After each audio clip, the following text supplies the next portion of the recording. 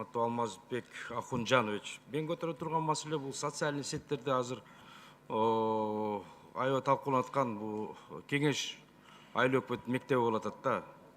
Бул мектеп боюнча мага согуштун ардагери, атамекен согуштун ардагери Асек Усубалиев ошол кеңеш айылынын тургундары аким кайрылган. Мен бул жерге кеңешке барып, ошо жеринен бул мектеп менен таанышып, мен менен кошо мына мен жанымда отурат Искендер Төрөбаевич Гайыпкулов барган. Андан башка мына Кубан Нурматов, Кубан Советович, бул киши да барган. Барып бул маселелерди көтөрүп, мектеп авариялдык абалда, полдору түшүп, фундаменти чөгүп, устуну чирип калганын биз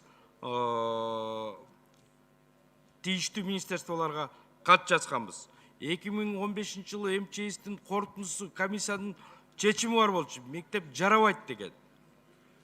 Билим берүү министринен Кудайбердиевага, Гостройдун директору Абдиевке кайрылгам. Алардан кат келген. 2018 жылдын капиталдык салымдар беренеси боюнча каржыланчу объекттердин тизмесине кирет деп.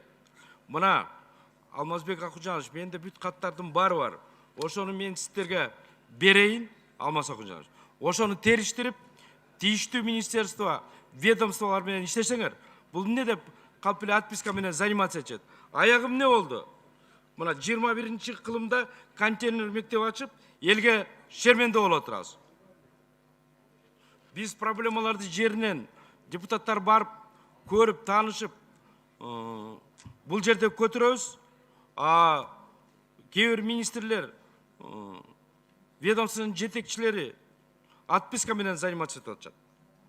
Ушундай эле маселе Эмгек Тала айылында да бар. Тиги Нарын районунда. Ал жерде устундарды тиреп койгон жанагы дуалдарын эптеп окуп атышат. Контрамаркалары иштебейт. Полдору жок.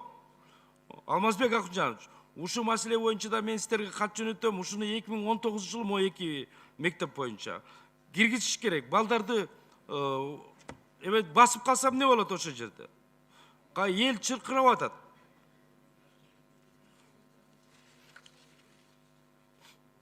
Отто Бисмарк деген белгилүү адамдын сөзү бар. Ким мамлекет мектептерге, школдорго үнөмдөсө, ал түрмөлөрдү салат деген. Эң туура айткан.